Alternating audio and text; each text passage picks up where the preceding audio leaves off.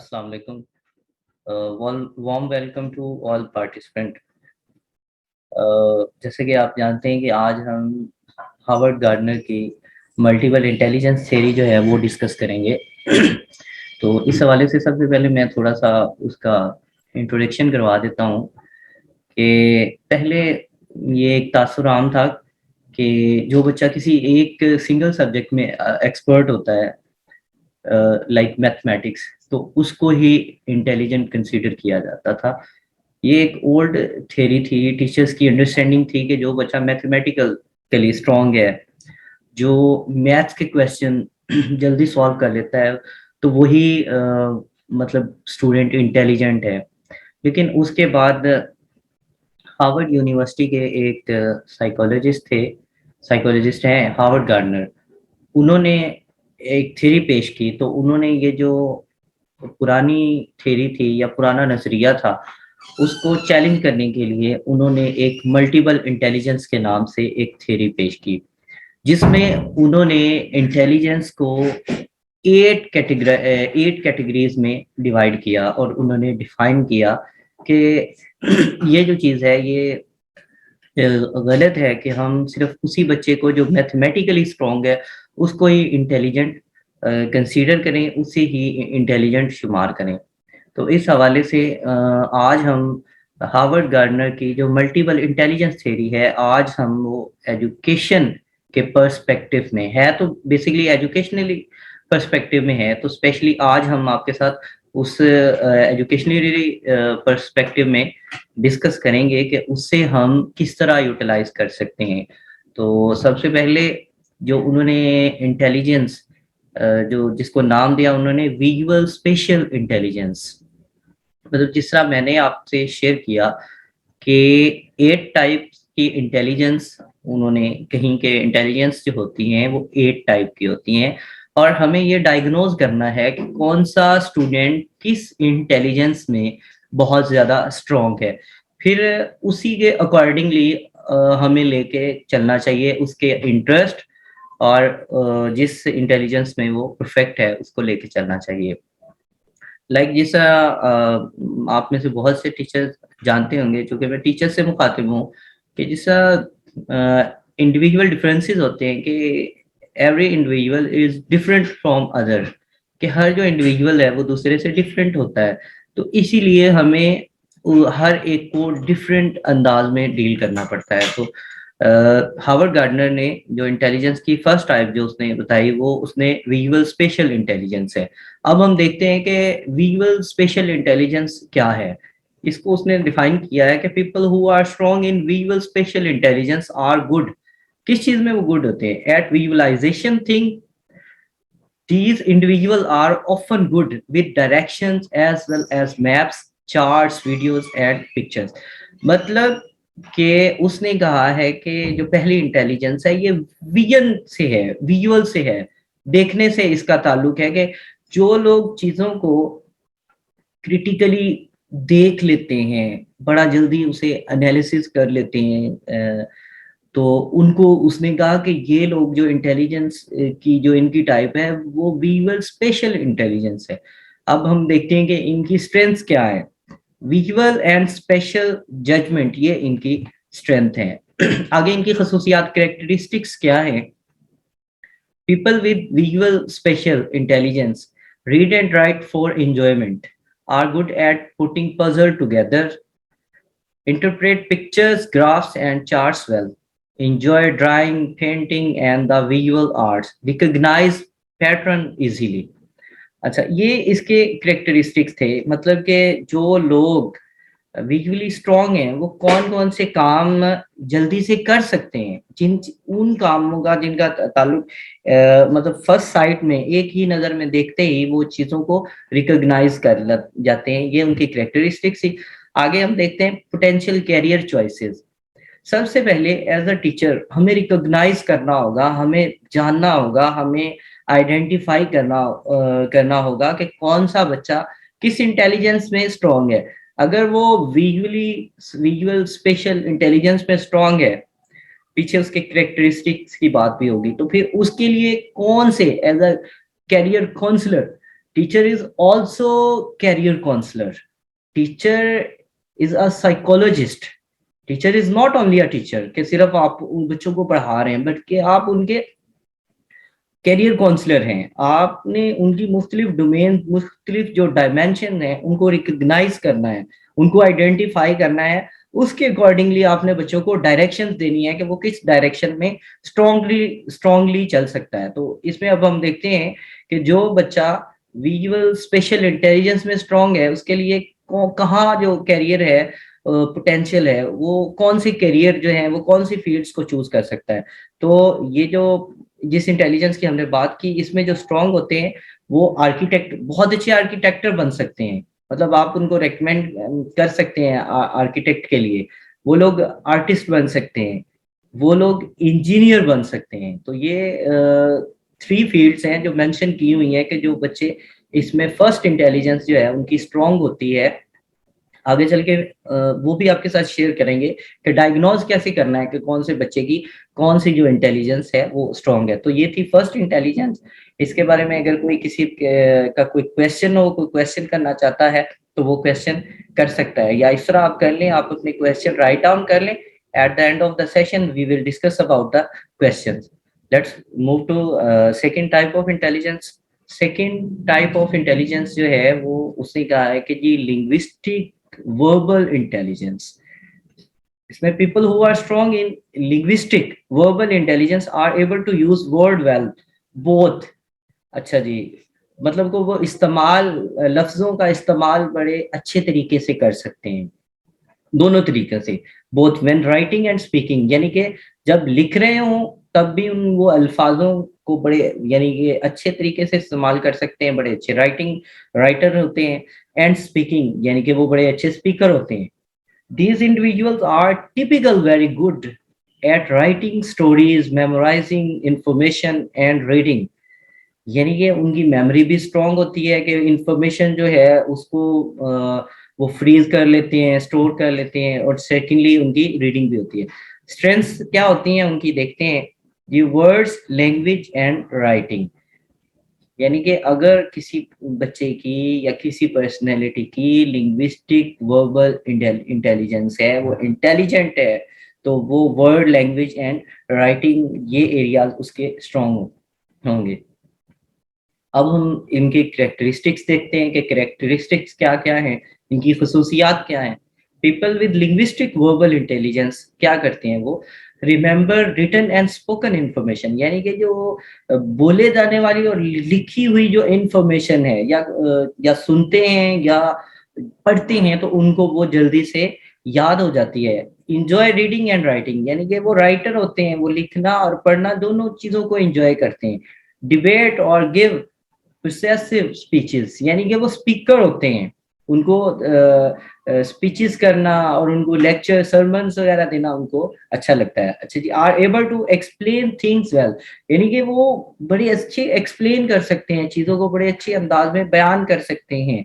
Use humours when telling stories, मतलब कि वो लोगों को बहुत महसूस करते हैं, गुफ्तगू अच्छी करते हैं, उसके साथ एक्सप्लेनेशन अच्छी होती है।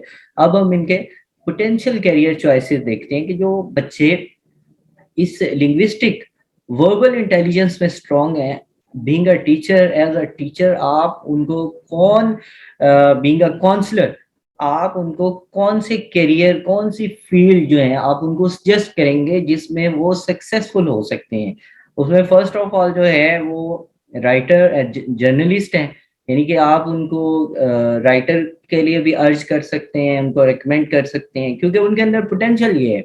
उनको आप जर्नलिस्ट भी के लिए भी आप उनको रेकमेंड कर सकते हैं। सेकंड वन लॉयर है। अब हम जानते हैं कि कोर्ट्स में उन्होंने जाके डिबेट ही करनी होती है, केस फाइट करना होता है, अच्छे अच्छे अंदाज में प्रेजेंट करना होता है, तो आप उनको लॉयर के लिए भी रेकमेंड कर सकते हैं। Third one is teacher. If a student is good in linguistic verbal intelligence, then you can recommend him or her as a teacher। आप उसको टीचर के लिए भी रेकमेंड कर सकते हैं कि उसके लिए जो टीचिंग कैरियर है वो उसके लिए बेस्ट होगा। थर्ड वन जो हार्वर्ड गार्डनर ने सजेस्ट की थी वो थी जी लॉजिकल मैथमेटिकल इंटेलिजेंस। इसकी हम थोड़ी सी इसकी भी स्पेसिफिकेशन जो है उसको हम देख लेते हैं कि people who are strong in logical mathematical intelligence are good. कहाँ पे वो बेहतरीन होते हैं?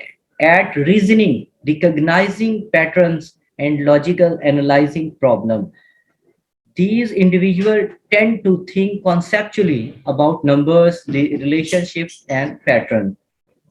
जैसे कि नाम से ही पता चल रहा है कि मैथमेटिकली जो इंटेलिजेंस होती है वो कहाँ कहाँ वो किन किन एरियाज में वो स्ट्रॉन्ग होते हैं, मतलब पैटर्न्स को वो जल्दी रिकॉग्नाइज कर जाते हैं, चीजों का एक दूसरे से लिंक क्या है वो बड़ा जल्दी आइडेंटिफाई कर देते हैं। फिर वो लॉजिकल थिंकर होते हैं, प्रॉब्लम सॉल्वर होते हैं।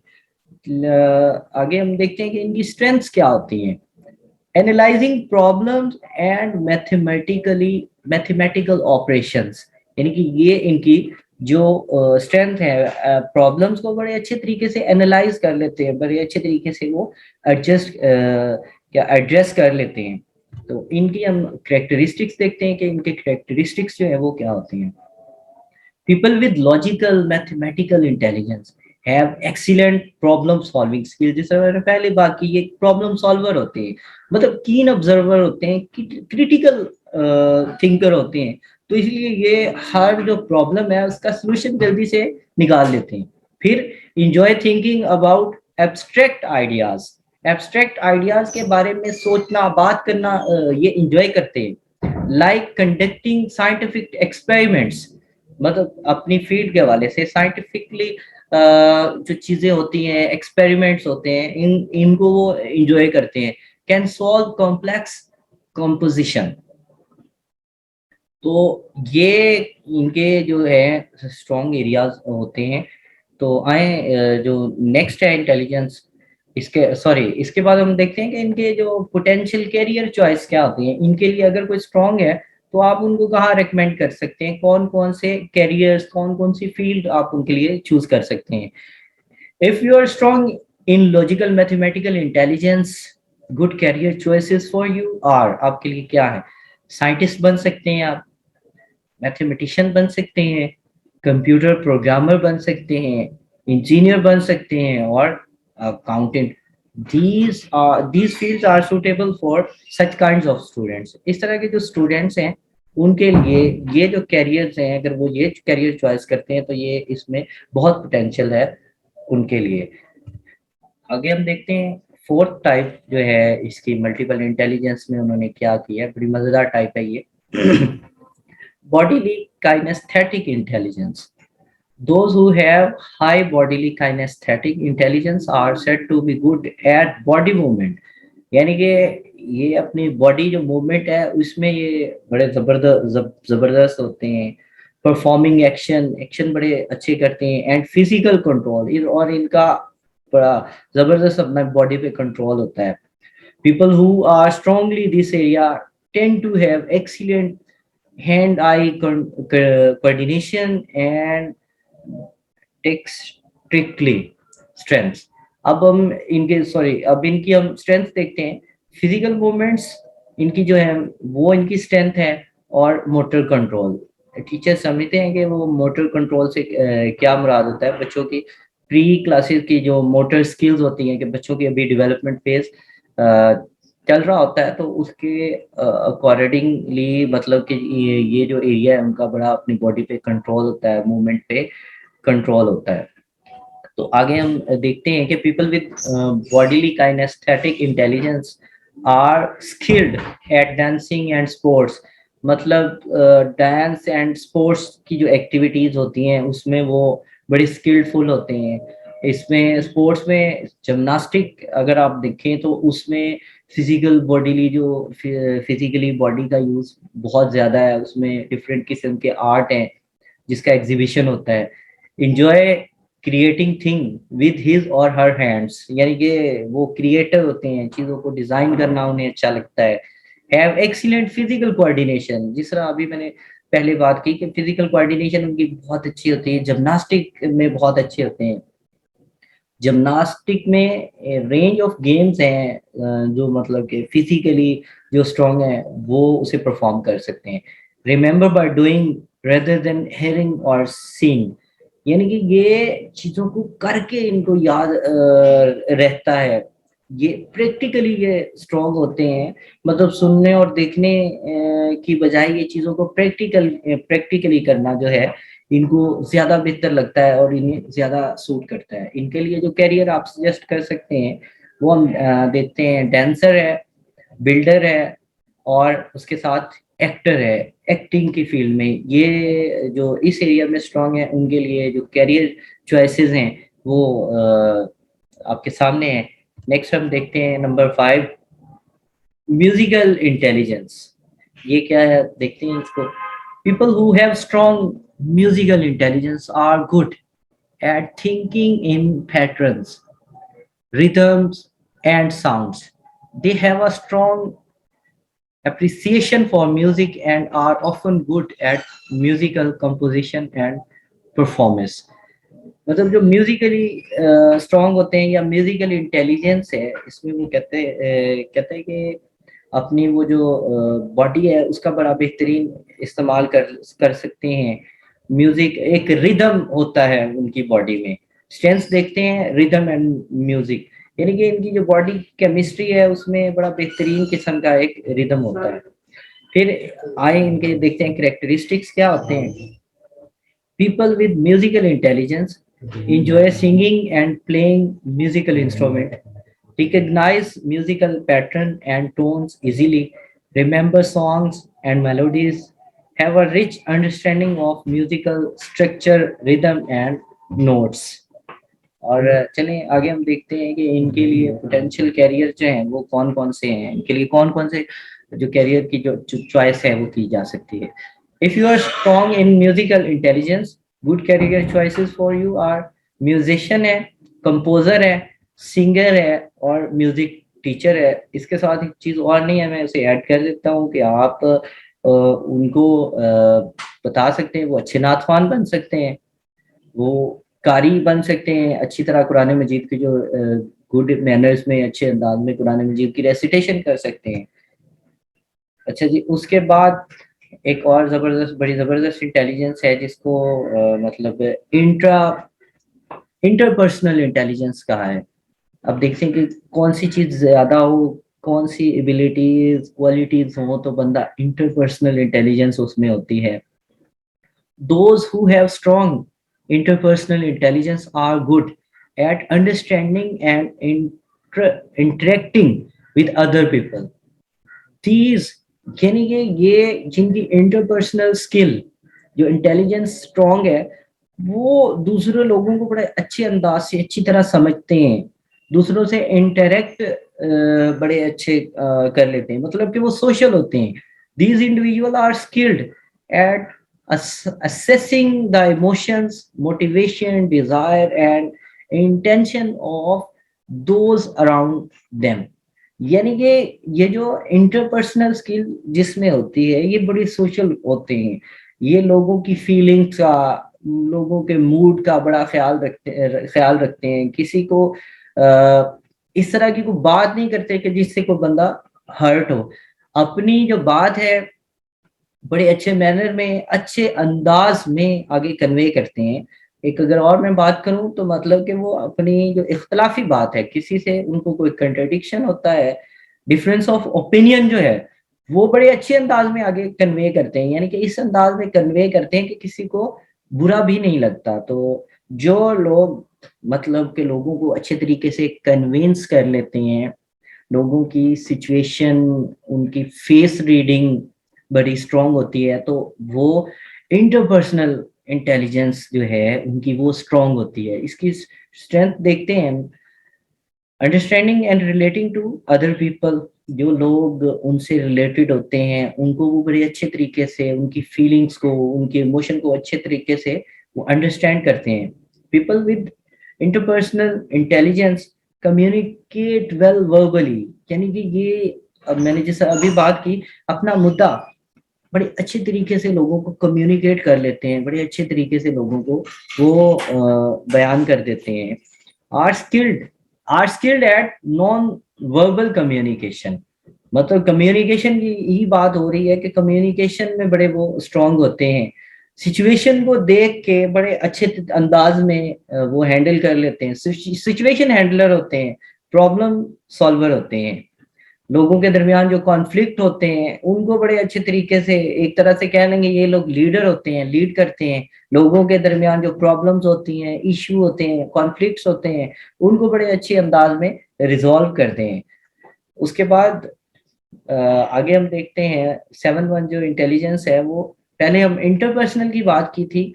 इंटरपर्सनल मैं दोबारा इंट्रापर्सनल की तरफ जाने से पहले फिर उसमें दोबारा से बोल देता हूँ कि इंटरपर्सनल मतलब जो लोगों की फीलिंग्स इमोशन को अच्छे तरीके से अंडरस्टैंड करते हैं, तो उनकी इंटरपर्सनल जो इंटेलिजेंस है वो स्ट्रांग होती है, लोगों की फीलिंग को समझते हैं।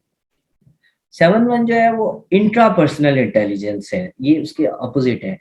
Individual who are strong in interpersonal intelligence are good at being aware of their own emotion, states, feelings and motivations. यानी कि अब अपनी बात हो गई, पहले तो दूसरे लोगों की बात होगी कि इंटरपर्सनल में जो लोग स्ट्रांग होते हैं वो कहते हैं कि ये अपने इमोशन को बड़े अच्छे तरीके से अंडरस्टैंड करते हैं, उनकी कौन सी फीलिंग चल रही है, किस तरह की फीलिंग है, किस तरह की सिचुएशन है। यानी कि इनकी खुद पे एक तरह से कह लेंगे बड़ी ग्रिप स्ट्रांग होती है। They tend to enjoy self reflection and analysis, including daydreaming, exploring relationship with other and assessing their personal strengths। मतलब आप कह सकते हैं कि जी जो बड़े गहरे लोग होते हैं, जिनको हम नॉर्मली कहते हैं कि जी बड़े गहरे हैं, हर वक्त अपने आप में ही रहते हैं, सोचों में गुम रहते हैं, तो इसका मतलब है कि उनकी जो इंट्रापर्सनल इंटेलिजेंस है वो बड़ी स्ट्रांग है। यानी कि वो खुद को बेहतर तरीके से, अपने आप को बड़ा बेहतर समझते हैं और उनका अपनी फीलिंग्स पे बहुत ज़्यादा कंट्रोल होता है। अब हम देखते हैं कि इनकी खसूसियात और कैरेक्टरिस्टिक्स हैं वो क्या हैं। People with interpersonal intelligence analyse their strength and weaknesses well. यानी कि वो अपनी जो स्ट्रेंथ हैं, अपनी जो वीकनेसेस हैं, उनसे बड़े बाखूबी आगाह होते हैं। Enjoy analysing theories and ideas, मतलब गहरी बातें होंगी ना कि वो एनालिसिस करने पे, नई थ्योरीज और आइडियाज पे फोकस करने में उन्हें मजा आता है। हैव एक्सीलेंट सेल्फ अवेयरनेस, यानी कि वो खुद के बारे में आगाह होते हैं, अपनी फीलिंग्स और अपनी इमोशन से। Understand the basis for his or her own motivation and feelings. यानी कि वो खुद को किसी भी बड़े टास्क को हासिल करने के लिए खुद को खुद मोटिवेट कर सकते हैं, खुद मोटिवेशन जो है वो दे सकते हैं। इनके लिए जो कैरियर कौन से सूट कर सकते हैं, आप बीइंग अ टीचर, उनको कौन कौन से जो कैरियर हैं उनके लिए आप उनको गाइड कर सकते हैं, उनको रिकमेंड कर सकते हैं, उनकी काउंसलिंग कर सकते हैं। नंबर 1 ये है, वो जिस तरह बात हुई कि अपनी जात में रहने वाले होते हैं, खुद को समझने वाले होते हैं, तो बड़े अच्छे फिलोसोफर बन सकते हैं, वो राइटर बन सकते हैं, थ्योरिस्ट बन सकते हैं और साइंटिस्ट बन सकते हैं। एंड लास्ट वन जो है इंटेलिजेंस, वो है नेचुरलिस्टिक इंटेलिजेंस। अब नाम से ही पता चल रहा है कि इसमें नेचर की बात हो रही है। Naturalistic is the most recent addition to the Gardner theory. मतलब कि अभी उसने रिसेंटली जो उसका एडिशन आया है उसमें उसने इसमें इजाफा किया है इस इंटेलिजेंस का, इसको भी उसने इंटेलिजेंस ही शुमार किया है। And has been met with more resistance than his original 7 intelligence। यानी कि जो उसकी पहली जो 7 इंटेलिजेंस थी उसको बहुत ज्यादा उसने और रेजिस्ट किया है। According to Gardner, individuals who are high in the type of intelligence are